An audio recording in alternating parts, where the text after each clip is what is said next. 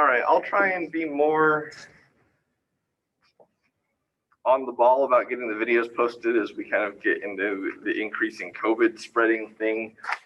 Today, I'm going to talk about two different things, really. We're going to start off with talking about functions in VHDL, and then I'll switch back over and talk more about the I2C lab that we have coming up.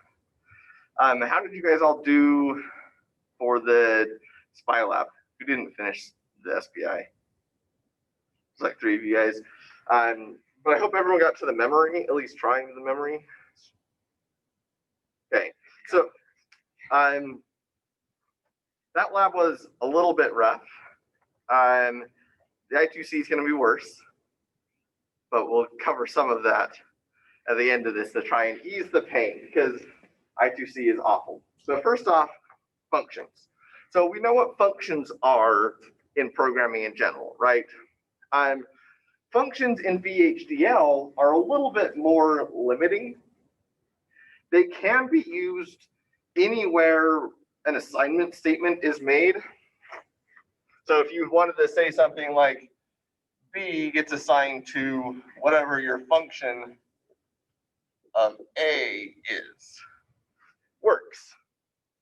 However, it is limited to essentially a single output in a function. Does it have to be like combinational? No, it can be a sequential. It can be inside of a process. So anywhere this expression is valid, like this type of thing where if B is equal to A is valid, a function is valid. No, but I mean, does the function itself have to be like combinational? No, it can. A function can actually have like for loops in it. But we've talked about the issues with for loops some, and we'll bring them up again today. Sorry, make sure the video is clear enough. So you would say something like this if you wanted to use a function.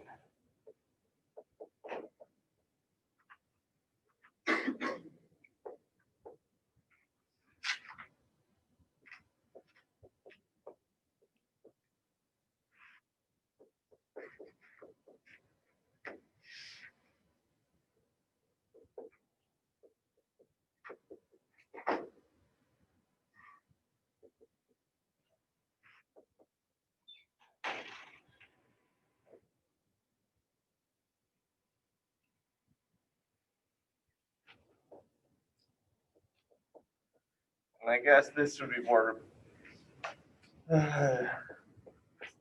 declare stuff.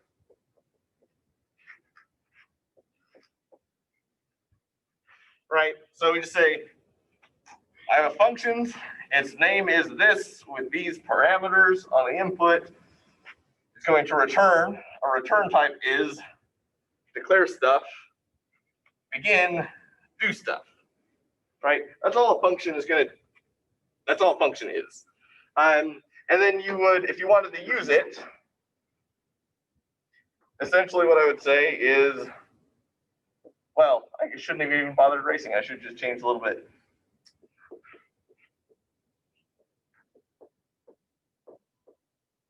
Boom, done. That's functions. You know everything there is to know about functions. Not really. I don't really use functions very often. In VHDL, because a lot of what you would write a function for is stuff that you can gain access to by importing libraries that already exist. Because you can write for loops, and we're going to go over some for loop examples, I believe, is what the book uses. But the issue is for loops, if, say, loop 2, well, let me do this mathematically. If loop n plus 1 requires a result from loop n, then we can't unwrap that loop. And what that means is, instead of like in a microprocessor where it is just going to loop through those, in an FPGA, it's going to create a cascade of logic blocks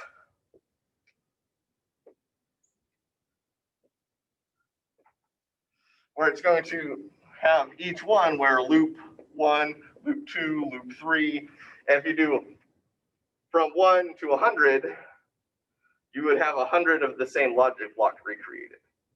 Now, modern tools are getting a little bit better with this, and it will try and reuse some of the circuits, but it's not very good. And you can fill up your whole FPGA really quickly. But where functions can be really helpful is in test and debug. So we'll cover more of these. But starting with like a really simple example. We're going to create one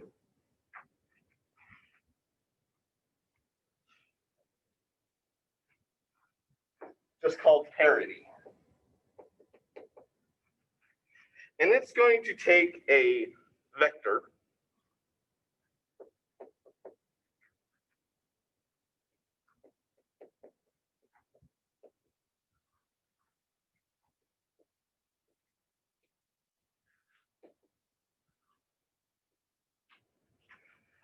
and then the return, we're going to specify the type is also going to be a bit vector. And they want this one is, and they're going to create a couple of variables where one variable is called parity. How big is the vector? So it doesn't care. We don't need to specify the size yet.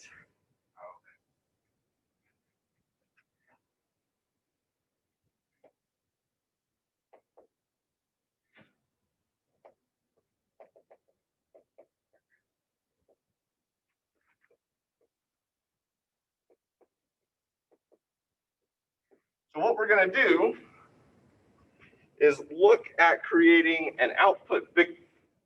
So the return type of this is a bit vector. And then we're going to create B, which is that bit vector, and it's one larger than the input because we're going to add a parity bit. And all they're going to say is their parity is going to be defined as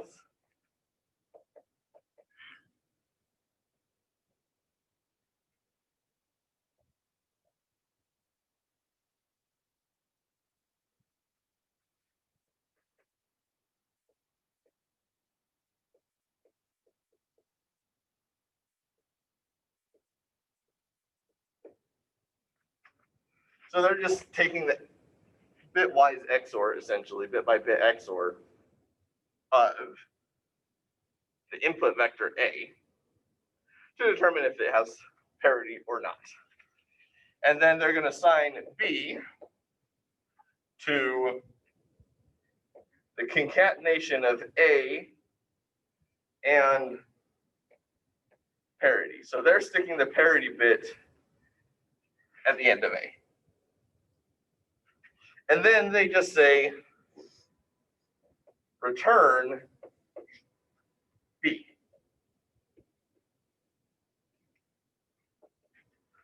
Okay. So again, quick walkthrough. We're taking a bit A, checking for parity, checking for parity, adding that parity bit to it, and returning the vector B. Then all we would have to do to add a parity bit to a 4-bit vector is say that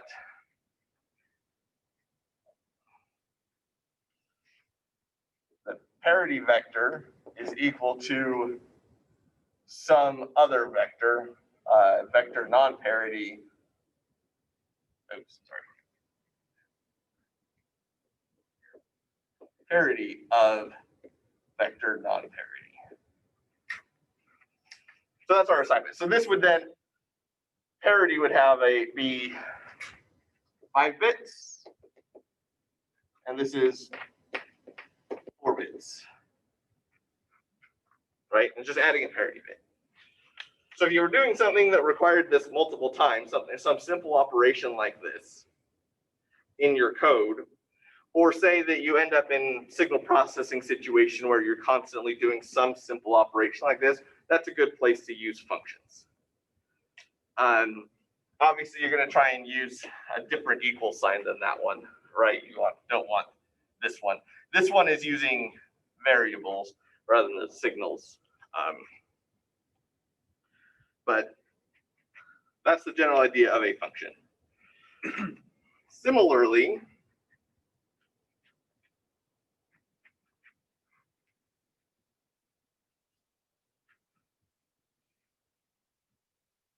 yes, oh, and I shouldn't have erased this just yet. And just point out, right? So it just had the bit vector where I had return B. I was telling it what to return is. This is just saying this return type. Those need to match or you'll get a really weird error, to be honest.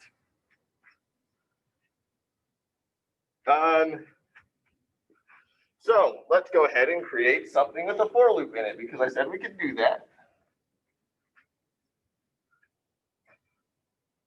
So if we want to do a 4-bit adder, I'll again add 4, and it's going to take 2 inputs of, we'll just call them A and B, and they're 3 down to 0, right?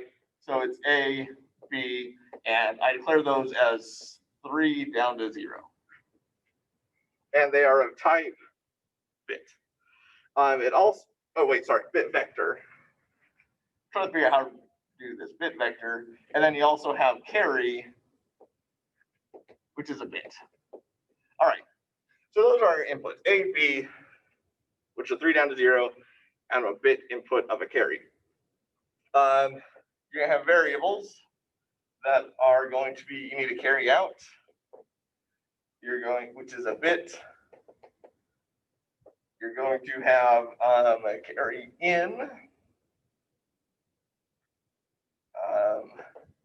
bit, which gets initialized to carry. So what this is saying is variable cin type bit initialized to carry. Var some bit vector 4 down to 0, and it's initialized to zeros. Okay. Yes, and we're still returning a bit vector. So it's going to begin. So they like to name their loops. They're going to call it loop 1 and say 4.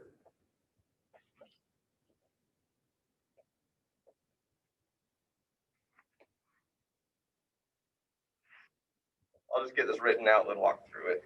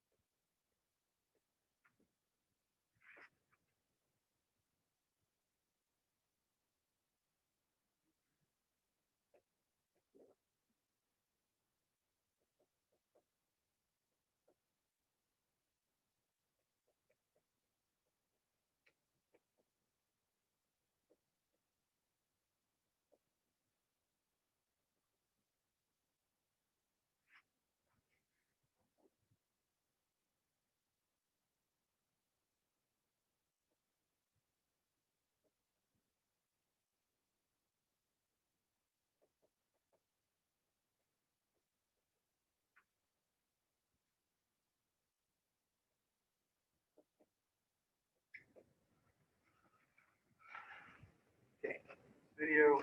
I'm going to zoom in a little bit so that the video people can see this a little better.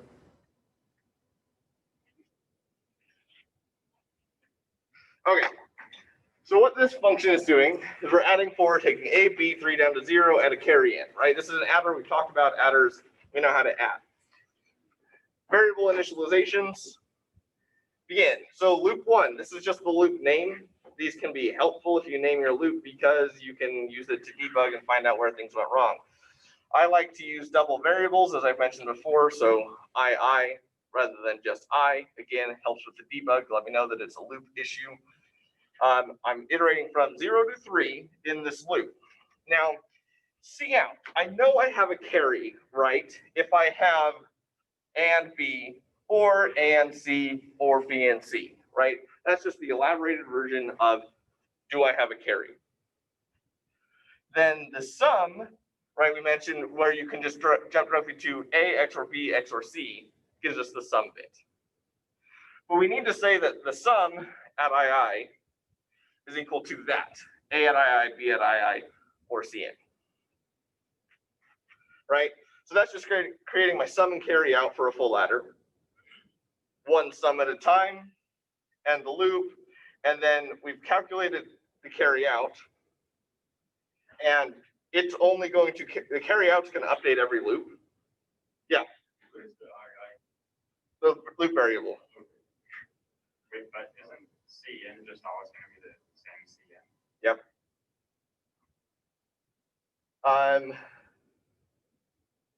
Oh wait, no, they do, I missed one line. Because yeah, that didn't make a lot of sense. They also have a, man, this is gonna squeeze it in there. In right here, they're going to have, good catch, there you go. So yeah, so they're gonna update the CN. Sorry about that. And then the cout is gonna get calculated each time, but we only ever use it at the end of the loop. And we say return sum. So that's again, the return of our function. We're only allowed one return in a function. Yes. So do you return the Yes, they're returning the carry out because they're storing carry out in sum and for. You cannot return sum and return carry out. So they combine the carry out and the sum so that they can return all of the information. Yes, the output sum here is declared as 4 down to 0. Whereas this is 3 down to 0, the input. Other questions? There's no benefit to this over doing the combinational logic. No, this is actually worse. Because you don't know, you have no idea how this adder is going to be implemented. Right? Could be a ripple adder, it could be a carry look ahead. We don't know what the synthesis is going to decide to do with this, and it could end up being really bad as far as size optimization goes. Because it may implement it again as cascading blocks, which we don't want because it's neither fast nor area efficient. You lose all benefit. You have a question? Yeah. Very similar. Procedures, though, have the added benefit, and we'll get to those actually in a page of notes. But the general idea is you can actually have more inputs and outputs. So a function is a nice simple thing that you can write in order to make an operation that you're going to use a lot. So like if you didn't like the way that shift left worked or shift right worked, you might write your own shift command. Yeah. Sorry, one more thing. So we can make an adder, have that as a module that we just import later. Can you do that with functions, or do you have to write them for each module that you're using? So you can do it a couple of ways. You can actually declare functions in a library that you make yourself. But you would really, essentially, the way you would normally do it is you would define this function like in the same way that you would define a component. So that for each module that you wanted to use it in, you just paste that. But you can call it from an external library as well. One issue that for me is a big issue on this one, we have the idea of simulation times and deltas, right? So like where this is going to update after 1 delta. That is not true. When I simulate this, the loop is going to execute all at once, and because the things that I'm using are variables, unlike signals, do not require a plus delta time to update. So this whole loop is going to execute instantly. If I don't write like after 5 nanoseconds or one of those, the simulator is going to think that this just happens, right? Which is unrealistic. I mean, plus delta is already a little unrealistic, but having no time for to execute something is even more so. So be aware if you're using variables, you can run into some pretty significant simulation errors.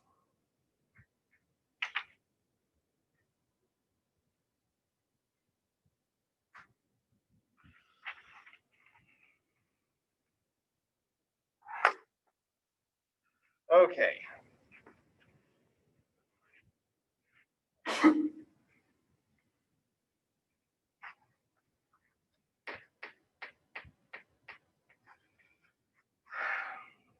So next up we have procedures. Procedures have the nice thing of being able to return any number of outputs. And your procedures can be any type, right? You can output bits, bit vectors, signals. You can define your inputs and outputs when you have the param list. So let's go over the format of this. Make sure I'm in the screen. Procedure, and you've only seen this from the one procedure that I gave you guys in lab.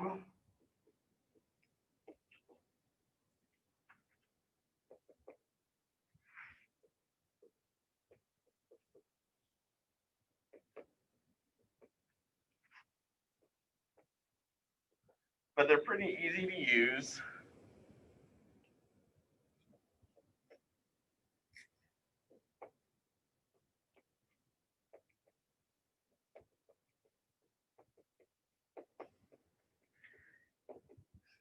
Okay, so procedures are sequential. They're not combinational.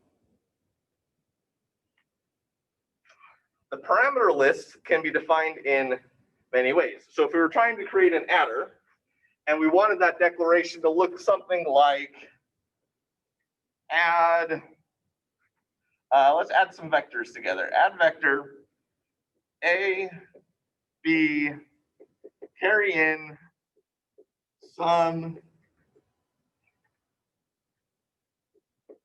C out, N. And we'll get to what N is in a minute. Actually, I'll do it right now. N is the number of bits in A and B. So let's assume that A and B are going to be the same size, and we have to tell it how big they're going to be. Your parameter that you put in can be of types signal, variable, or constant. And if it's signal, you can do, well, signal or variables can be of types in, out, or in, out.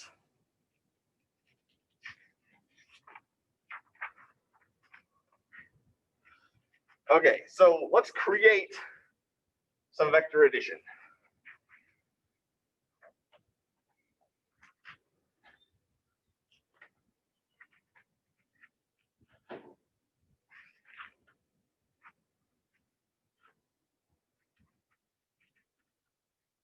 So give it the name addVec, like we said we wanted. We're then going to create each of the signals. I'm going to shorthand some of this just so I don't have to write it all out and waste too much time, but I'll give you the right idea. So you're going to have, say, add1,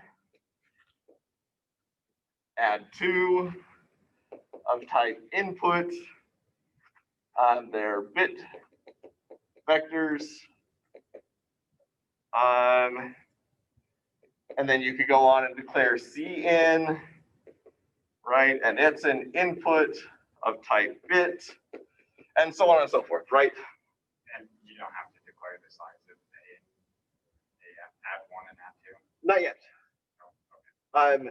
Because we're going to use n in just a minute to take care of that for us.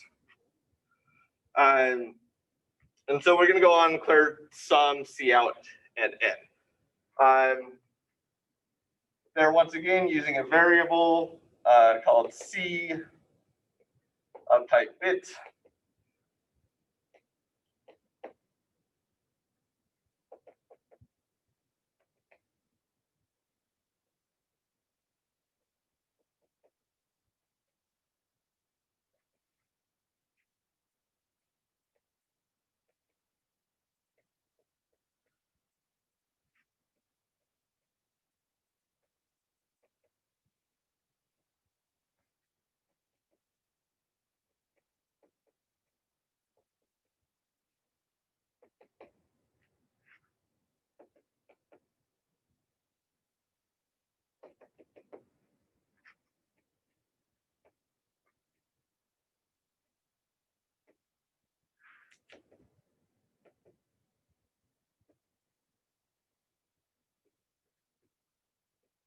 Okay.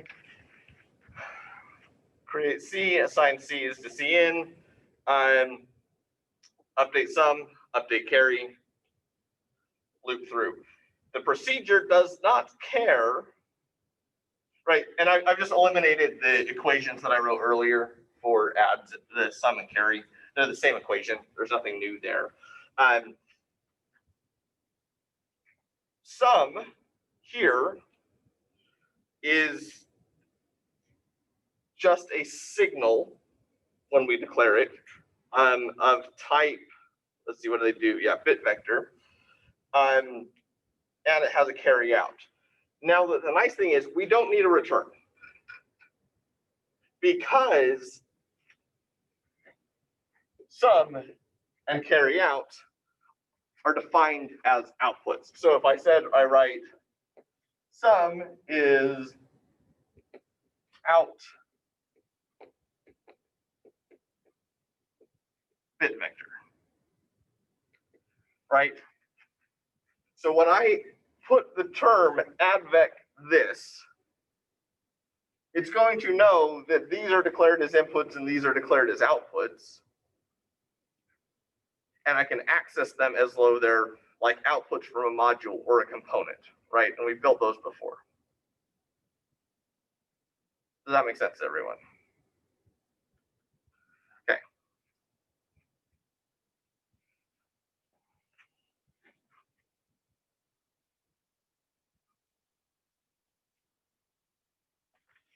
All right, so there's your difference between functions and procedures.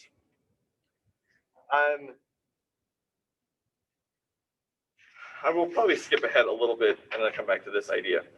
And would you just declare that one as a constant? Yes, probably. I'll make sure that's what they did. That's what I would do.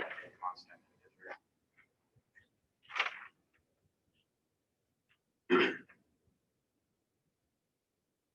Oh, that's interesting. They're using a type that I haven't taught you yet.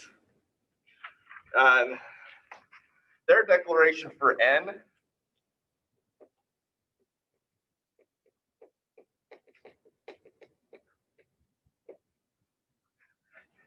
their type is just positive.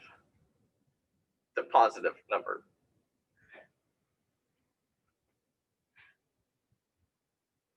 You change it up for assigned int? Yes. Yeah. And you just the issue that you may run into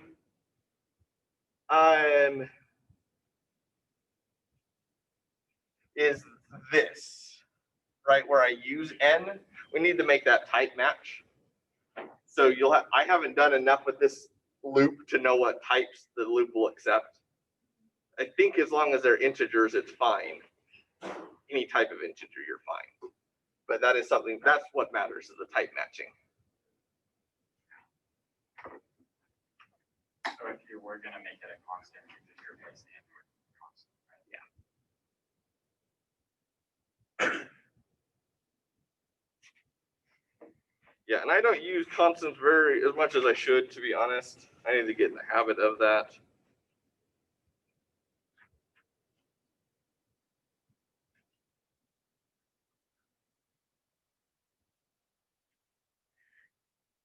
All right, I'm just reading, make sure I didn't miss something.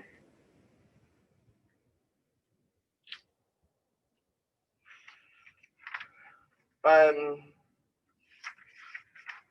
do want to skip this and come back to it for just a minute.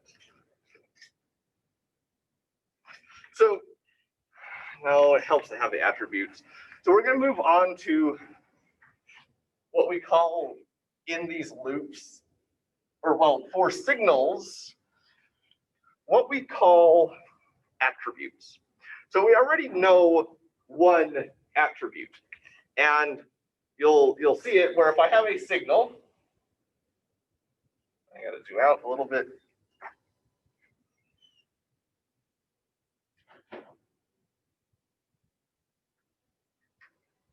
No, it's not. It's gonna give up. There we go.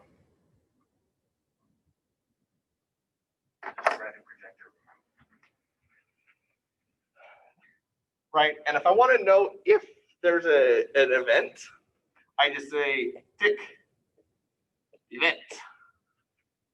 Right, so these ticks, which is how we say the apostrophe. We don't usually say S apostrophe event. We'd say S tick apostrophe. S tick event. So you would, this is what we call this section an attribute of that signal. This is how we access attributes. Other attributes we might have is tick active, tick last event, tick last value, tick last active. Now these attributes are particularly useful for debug. And that's where I'll get, because some of the issue is, so event is true if an event occurred during the current delta, otherwise false. So if at this moment an event has occurred, it's true. Active is true if a transaction occurred during the current delta in a different way. So let me, sorry. So puzzling through these two took me a minute to get my head around because they're very similar, but with a minor tweak of it. Active happens more often than event because active only cares if, event only triggers if the assignment changes, whereas active changes no matter what with the transaction. So say at one point I have S is equal to 0. Later I say S is equal to 0, and then I say S is equal to 1. When I change from 0 to 0, event is not changed, but active is. From when I go from 0 to 1, they are both triggered.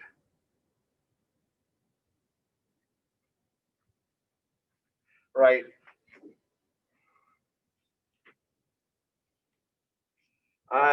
These other ones, the last event, last value, and last active, return, well, this one, last event and last active, return the time since we were last saw an event or last saw an active statement. As we know, FPGAs don't know what time is, so these are only really useful in debug and simulation. Value tells us what the last value was.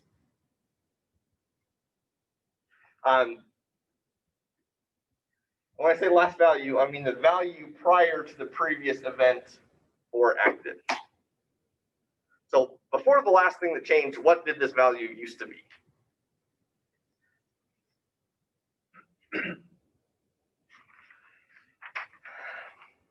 Okay. So last value could be the same as the current value. It could be, yes. Yes, because of active. Okay, some other ones that we use, again, for debug and simulation, tick delayed, tick stable, tick quiet, and tick transaction. This table is available on page 396 of your book.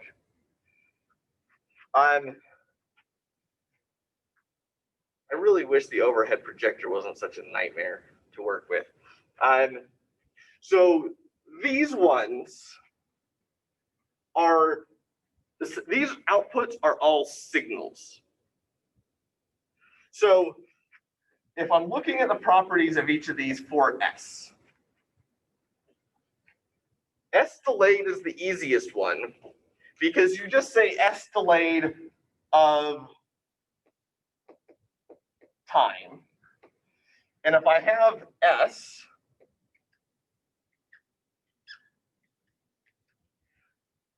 and this is 5, 10, 15 nanoseconds, and I just say I want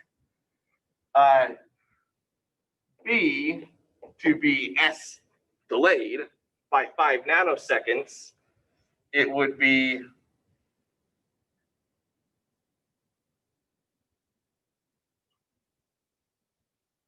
right?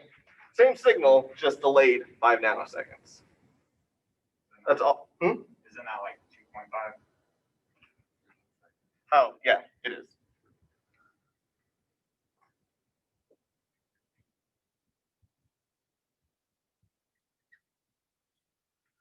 There we go.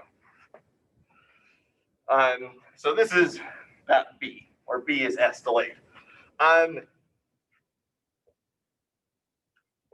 If I assign C to stable, it's true if it's had no events, right? Not actives, but no events. So it hasn't changed for a specified amount of time. So here, if I said it has not changed for 5 nanoseconds, it would just be false all the time. Whereas if I said C is stable if 2.5 nanoseconds, then it would be stable, not stable, stable,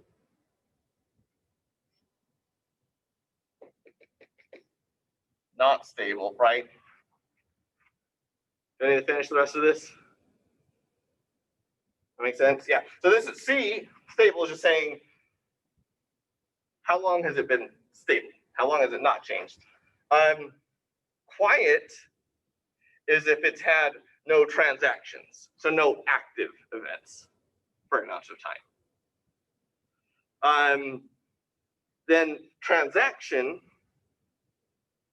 it just changes for every transaction on S, which I have to remind myself the exact definition of transaction because I always forget that one.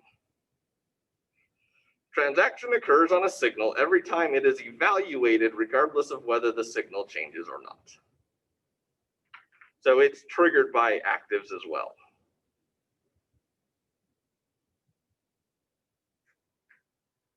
Oh, I see. So S transaction is a signal of type bit. So it's a different type of signal that changes for every transaction. Whereas quiet is a Boolean. There's the difference. So Yeah. it said, you just said something about every time it's evaluated. So if you ever say like, is signal equal to 1, then that's a transaction. Yes. Yeah, or assign signal to something. Yeah. Okay, so those are signal-based attributes. They're going to output signals for us that we can plot on the waveforms.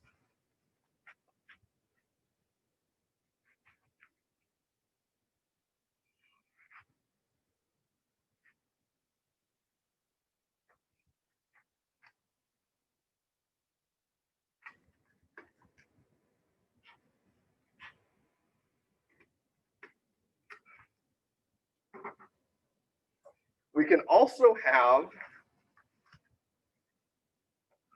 array attributes.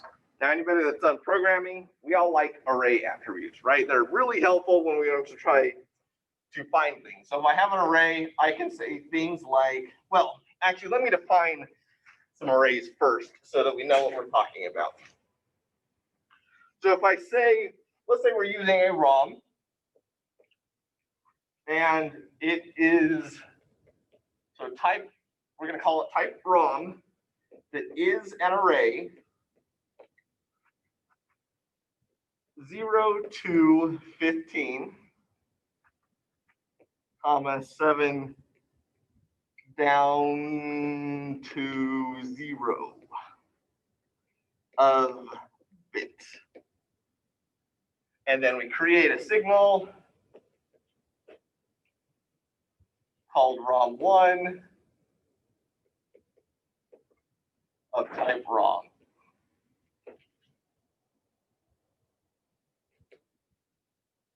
Okay. So if we did something like this, actually, let me just call this one A. An A of type ROM. Okay, so now I can access things in A like A tick left. Where if I say this of 1, I get 0, this 0. And if I say tick left of 2, I get 7.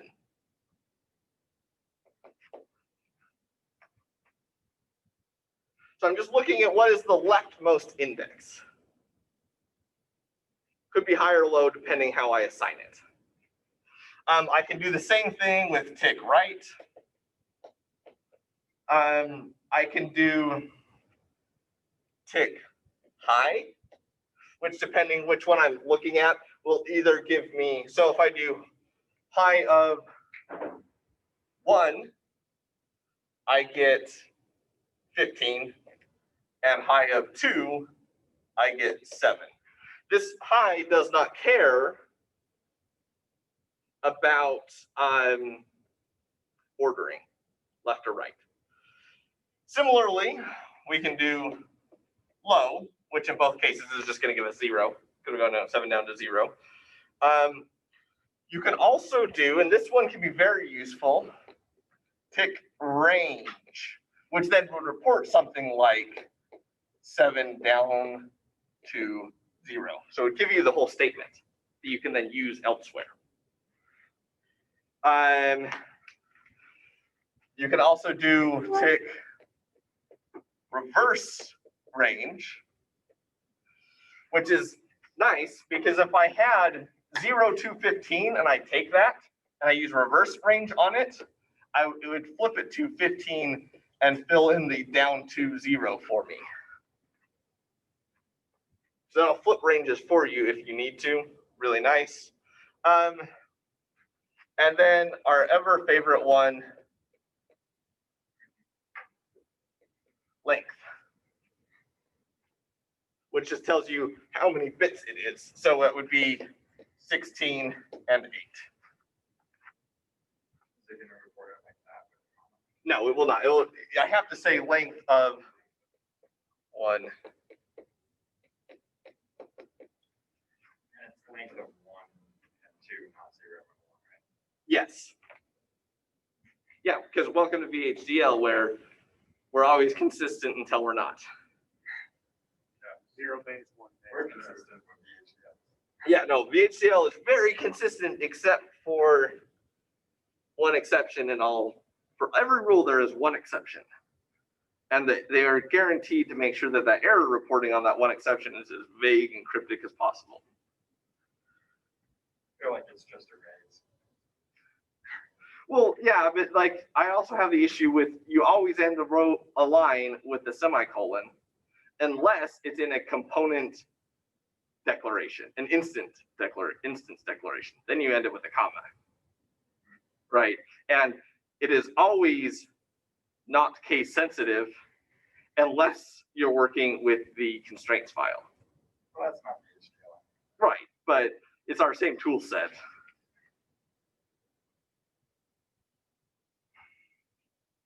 So why this is helpful, the most blatant one, and I really like this example because it's useful and, well, I would just call it practical, is let's say we wanted to write a simulation time that would make sure there is a simulation procedure that was making sure that we met setup and hold times.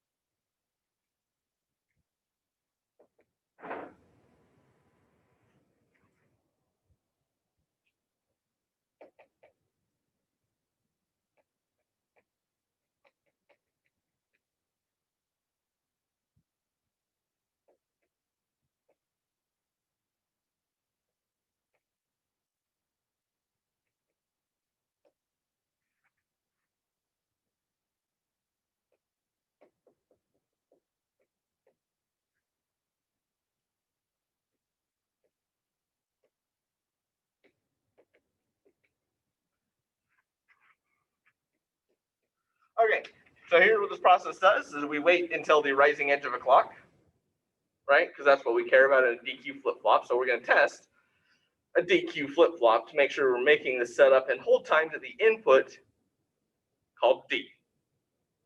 Okay, so wait until the rising edge of a clock, and the clock is 1. So we could just say rising edge, but they're using attributes instead of rising edge. And then assert. Do we all remember assert, right? So this is saying I assert that D is stable for this amount of time. So I would have declared setup time as some time constant, right? And so I'm going to say, I assert that this is true.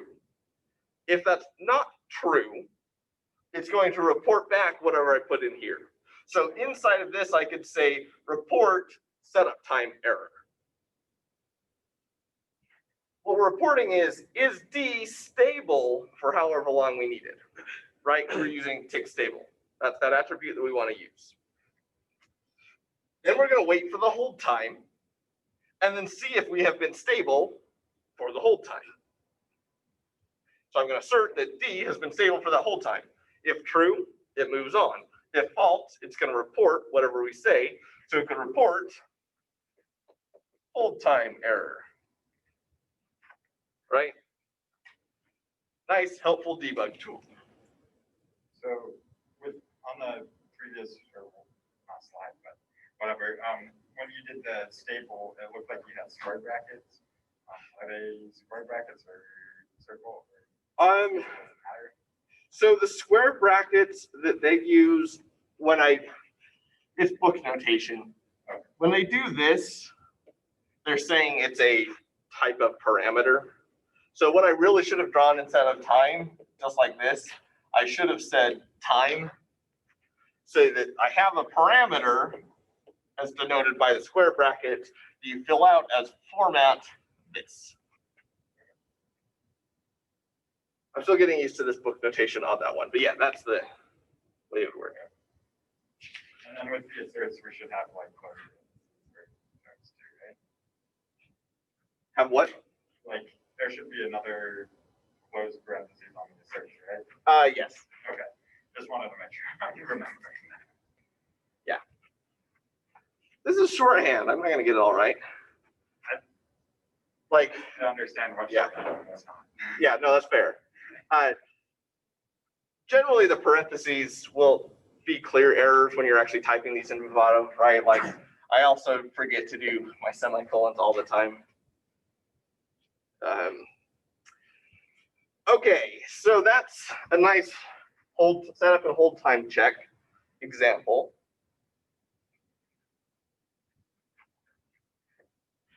And then they have another example. Let me check the time because I want to make sure I get to that. Oh, we have plenty. 10:15. Yeah, 15 minutes should be fine. Okay. So same thing, procedure. Remember back to, I should do it this way. We're gonna go back to this add vector procedure that we talked about before. But we're gonna do things a little bit differently now that we have access to these array attributes. Where we're gonna have add one, add two in bit vector. We also have, right, C in, sum, and C out. Declare a variable of C. And then they're going to take advantage of aliases, which is something we've mentioned before, where if you want to just take part of the bit vector and call it something else for ease of use, you can declare an alias. So alias n1 is going to be called, is a bit vector.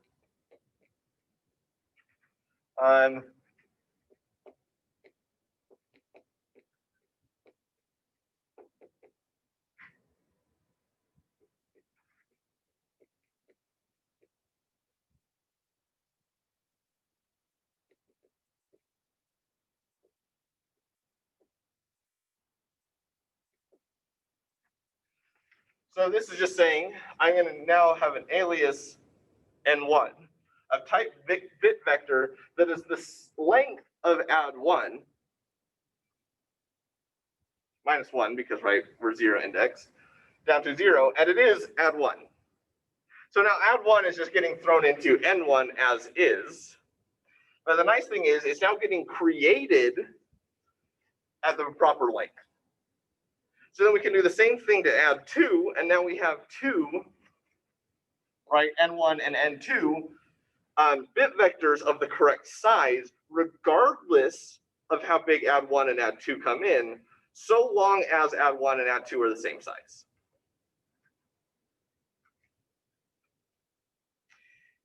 Then you can do things that are really nice. I'm going to skip down to a for loop. So this is an example on page 398 that you can go look at in detail.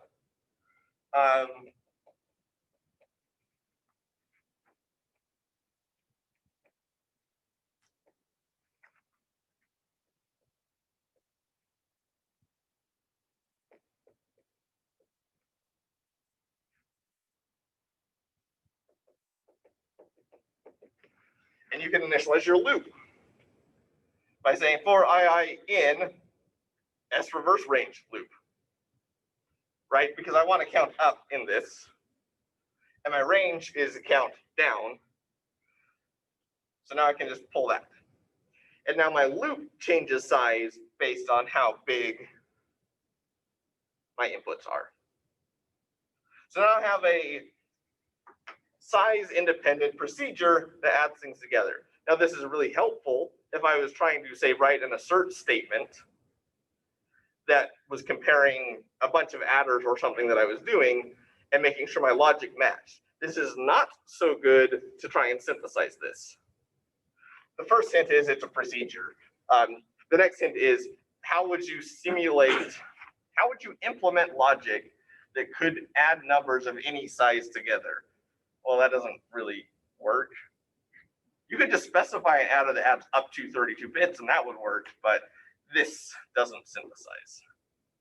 But for error reporting and checking, this is extremely helpful, because then you only have to write this procedure one time and it will check any size of adder for you.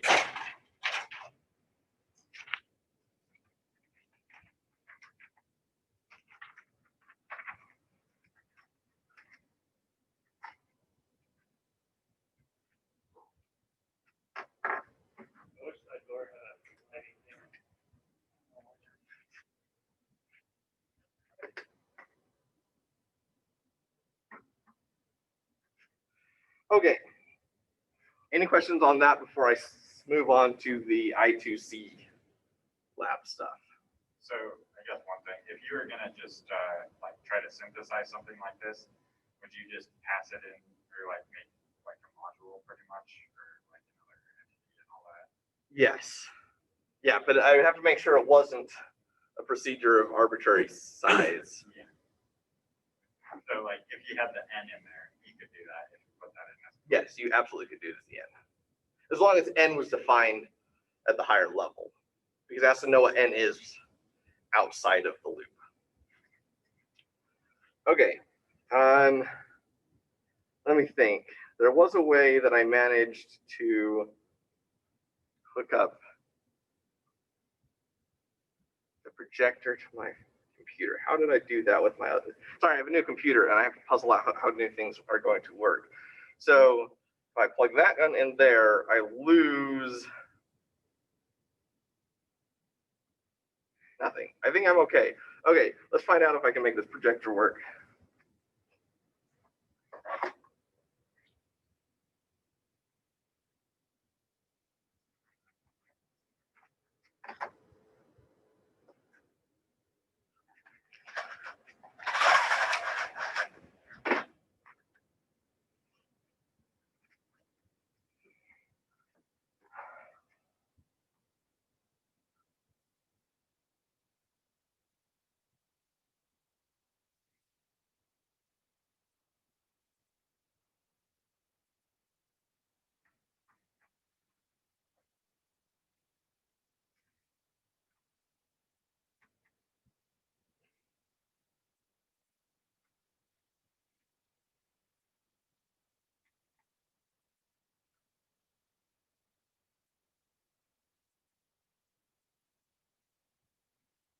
Come on, I'm pretty sure that's the right one.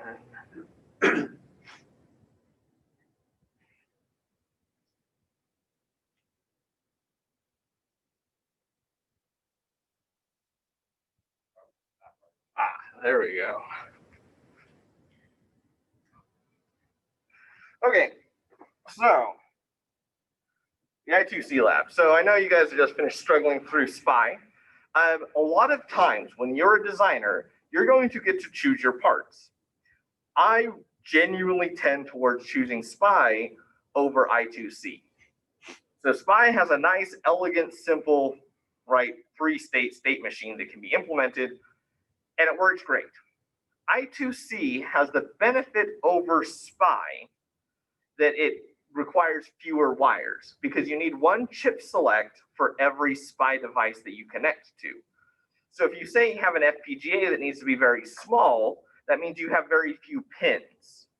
Few pins means if you have 20 devices and only 20 pins, you're in trouble. You can't do that because you need two lines, one for clock, one for data, and one for each chip select. Yes, you'd have to add a mux or something somewhere in there. But I have been in situations where I couldn't add a mux anywhere because of size constraint. This is like a real industry problem, is managing your wires and number of devices. So I2C needs only 2 wires for any number of devices. The downside is twofold. One, it's slower because you have overhead. And I talked about the overhead, right? Because we're reading from an ADC. But to read from that ADC, we have to send an address. Our address in this case is 7 bits. And I'm going to make sure I have the video on the aimed roughly correctly. Okay. Our address is 7 bits, and our ADC data is only 12 bits. So if I send, tons of my data is just overhead, right? So that slows me down quite a lot. Now, we have another issue of our pin now, our data line needs to be both input and output. So this is going to be the first time that you guys use in-out. The state machine is a lot more complicated as a result. And that's really what I want to talk about, is this state machine. Okay, so what you're going to be looking at is if I want to communicate with this ADC, I send out a 7-bit address. Now, just the initialization is more complicated than SPI. In the case of SPI, the only thing it cared about was that first falling edge, and it started clocking in data, right? But we need a way to communicate with your ADC when it should start looking for that address. Because if you have two ADCs, right? And you have a 7-bit address on each of those ADCs. I write the address to this one and say, I want you to send me data. That data line is shared between both ADCs, which means you could randomly get that address on that wire from the other ADC's output. And you don't want that to happen. So there is some criteria to let the devices know that they should start looking for that address. That criteria is a falling edge. I may get this wrong, and you'll have to go check this data sheet, which you can get to through, I'll show you in a second, to make sure this is correct, because it's really complicated. It's a falling edge of data while the clock is held high. So in idle, you have to set data to 1, clock to 1, and then you cause data to fall while still holding clock high. Then you can start sending your datas. So this first falling edge up till this point is just to make sure that it's ready to receive the address. You will then send the 7 address bits and then a read-write bit. If it's high, you're telling the ADC you want to read. If it's write or 0, you are telling it you're going to try and configure it. We're going to leave this in the default configuration to simplify your lives. So just hard code that last bit to a 1. So bit number 8 should be a 1, so that you don't accidentally reconfigure this device and get yourself into a mess of trouble. If that's read, it will be followed by an acknowledge bit. So you're going to 8 bits and then take an acknowledgement from the ADC. It is then going to send you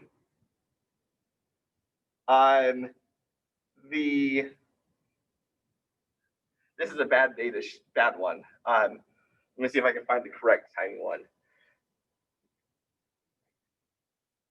Because so what this is showing, this is for write, because write is low. So then they're writing in this configuration byte. So it has 8 bytes of configuration. We don't want to do that. What we want to do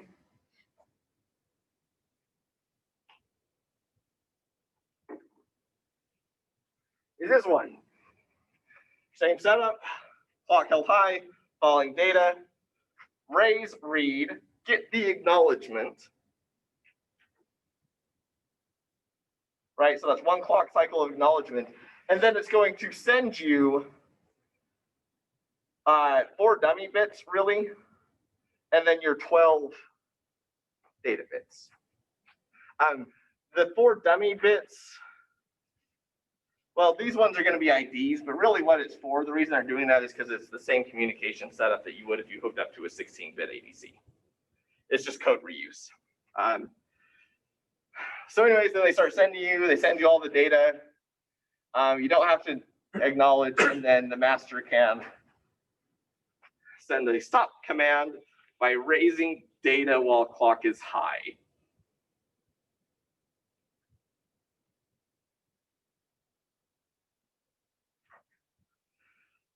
So you can see the, yeah, sorry. No, this is in the data sheet, which I will show you in just a second. Yeah. So it's a total of 20. Yes. So you're starting to see, in order to read just 12 bits, you're going to need to send 8 plus acknowledge plus 16, 4 plus 12, plus the non-acknowledge, which is really just an acknowledge. But so you have 8, 9, 13, 25, 26, 27 bits just to get 12 bits of data. So more than 50% of the transaction going on is overhead. This is not very efficient compared to SPI in terms of time. So the downside of this is that we're going to be limited. So our maximum clock speed on this device without changing the configuration is 100 kilohertz. And it's going to effectively end up limiting us to something like 3.5 kilohertz read-in rate.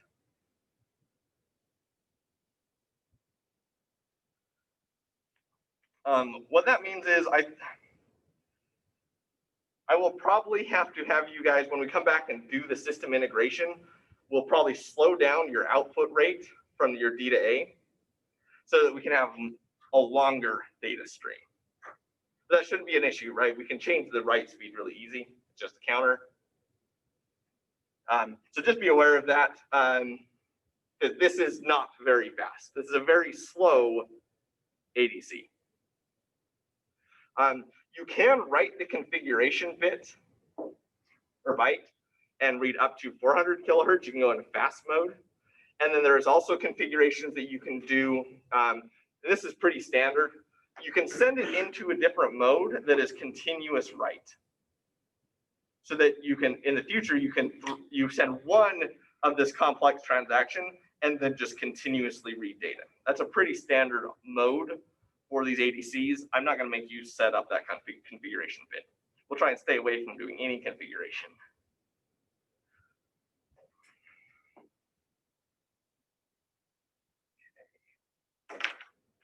The next thing that I was going to show you, so this is your data sheet for, yeah, we'll stay away from that. This device, the ECE3610, that comes from, so I just Google something like PMOD, Vigilant PMOD 82 is a good way to find this. This is what we'll hand out to you.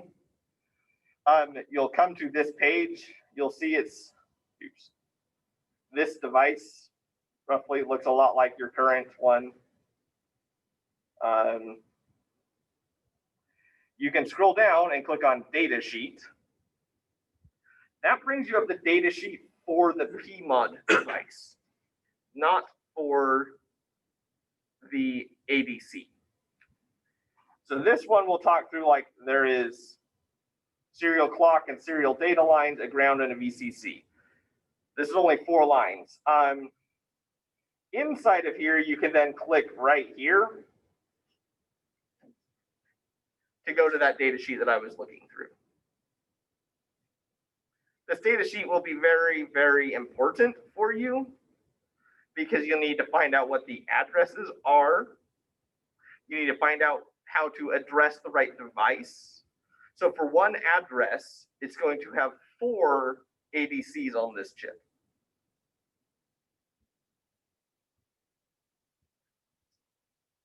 See, it's a 4-channel, 12-bit ADC.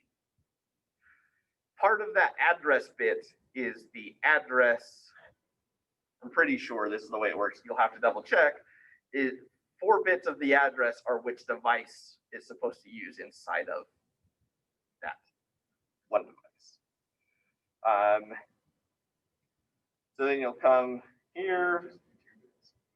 What's that? Shouldn't it just be 2 bits? I think it uses 4. But it's I did look at it. So this is one thing that you have to be careful with that's really annoying is I think the default thing tries to take you, no, it's okay. somehow when I was clicking on it the first time through, I ended up on the Japanese data sheet, and it was not especially helpful. So if you run into that same issue, be aware that there is a English version out there, and you don't have to learn Japanese to read it. Japanese would give us more job opportunities, though, right? Oh yeah, very helpful. If you want to read data sheet Japanese is probably way different from original. Yeah, it's got right there. One thing to be aware of, you'll have to probably look at your device carefully because there are two versions of the 7991. There's a -0 and a -1. The difference between those two is the address, so that you can hook up two of them to the same I2C line without issues. You'll need to look at the device and make sure to figure out which one you have, the -0 or the -1, because they make these PMODs with both so that you can use two of them at the same time. Okay, I'm trying to find in here before class time runs out. It's getting low where the device select bits go.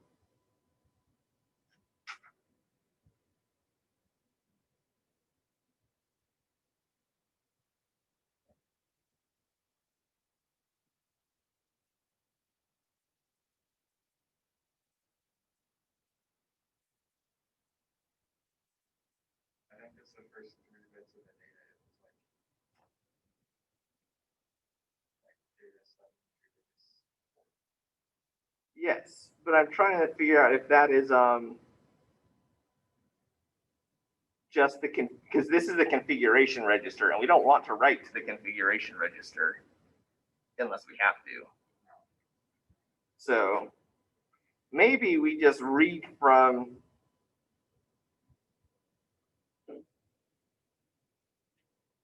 this. May be some trial and error, but I think this will be valuable trial and error because this is the kind of thing that you'll have to do in industry. Is you will have to find a data sheet and figure out what they're actually asking you to do. Because unfortunately for all of us, most of the devices that we'll run into are SPI-like or I2C-like devices. So SPI and I2C both have very well-defined requirements, and the designers of the chips go, well, I really like SPI, but it would be really nice if I could change this. And then they change something about it and then hide it in the data sheet, and your life gets worse for it. But reading a data sheet like this is normal day-to-day stuff in industry. So I think it's worth the pain that we will have to go through to figure this out.